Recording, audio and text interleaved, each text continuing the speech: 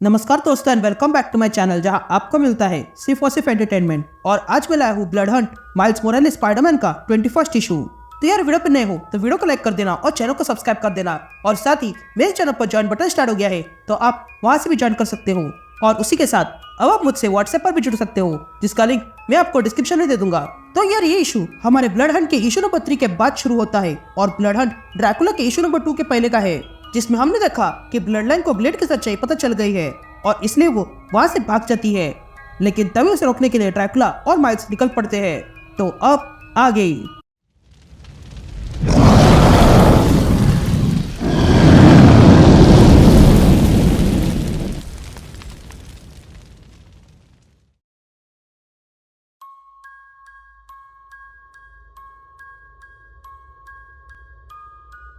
All right gang, तो issue की शुरुआत में हम ब्लड लाइन को देखते हैं जो भाग रही थी, लेकिन तभी उसे ड्रैकुला और माइल्स रोकते हैं।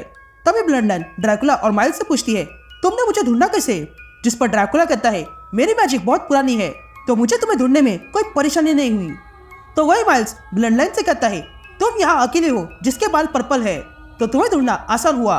यह सुनते ही ब्लड लाइन माइल्स से कहती है, मैं ठीक हूँ और वैसे भी मुझे पुराने जादुई जोकर के साथ काम नहीं करना है। जिस पर ड्रैकुला इन दोनों से कहता है कि अपनी जबान संभाल के बात करना, अगर मैं चाहूँ तो तुम दोनों को अभी के अभी खत्म कर सकता हूँ। जिस पर ब्लड लाइन माइल्स से कहती है, देखा, ये बोल के इसने साबित कर दिया कि ये सर्टिफाइड जोकर है। तो स्पाइडरमैन, क्या तुम ड्रैकुला पे भरोसा करते हो? जिस पर माइल्स कहता है, देखो, मुझे और भी काम है, यहाँ पे और भी लोग फंसे हुए हैं, उन्हें मेरी जरूरत है। ये कहते हैं माइल्स जाने लगता है।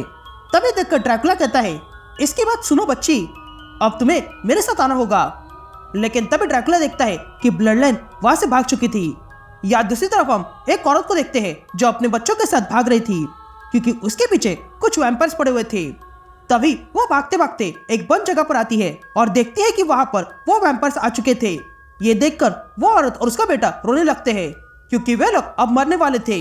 लेकिन तभी अचानक से वहां पर माइल्स आ जाता है और उन वैम्पायर्स पर अटैक करता है और कहता है, मेरे होते हुए तुम ऐसा नहीं कर सकते हो।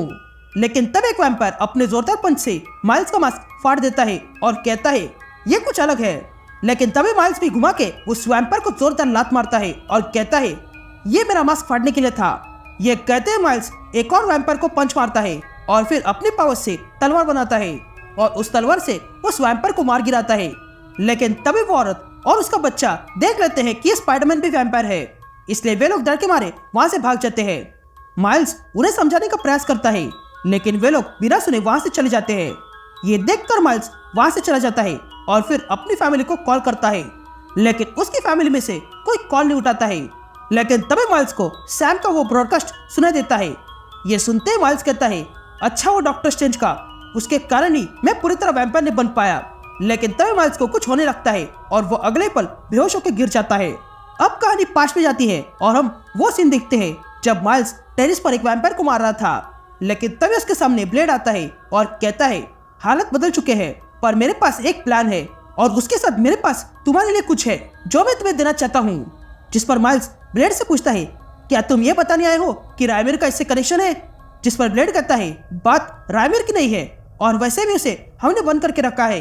तभी माइल्स टेरिस से नीचे देखता है और कहता है, हाँ तुमने सही कहा, यह किसी और का भी काम हो सकता है। लेकिन तभी ब्लेड पीछे से आता है और तुरंत माइल्स के गले पर काट लेता है।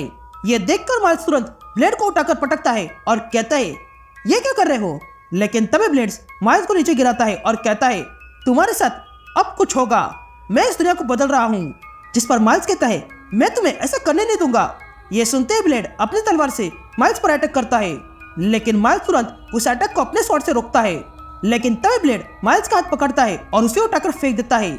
लेकिन माइल्स तुरंत जंप करते हुए हमला करता है, लेकिन ब्लेड बड़े ही आसानी से उसे पकड़कर जमीन पर पटकता है।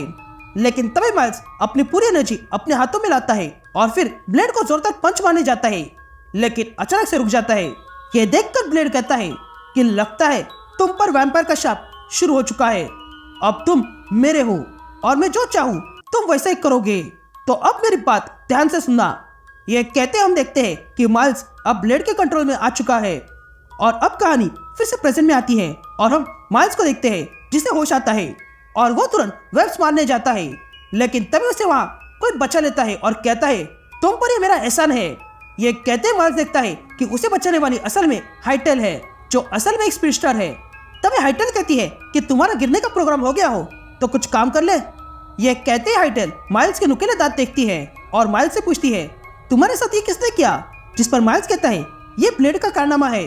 तभी हाइटेल कहती है कि रायमिर वापस आ गया है और वो भी तुम्हारे कारण, और वो अब पहले से अधिक शक्तिशाली हो गया है। ये रायमिर पहले कैद था, लेकिन जब आसमान ढक गया उसके बाद रायमिर के भक्तों को उसे वापस लाने का तरीका मिल गया है, इसलिए हमें मिलकर उसे रोकना होगा। ये कहते हाइटेल और माइल्स निकल पड़ते हैं। यहाँ दूसरी तरफ हम रायमिर के भक्तों को देखते हैं, जो किसी रिचुअल से एक एनर्जी क्रिएट करते हैं जो रायमिर को वापस लाएगी। तभी उनमें से एक वो एनर्जी को अपने अंदर समाहित करने लगता है ताकि उसके अंदर से रायमिर बाहर आए, लेकिन तभी हाइटेल बीच में आकर वो एनर्जी छीन लेती है। ये देखकर वे सारे वैम्पायर्स माइल्स और हाइटेल पे अटैक करते हैं, इसलिए माइल्स और हाइटेल उन लोगों को मारने जाते हैं।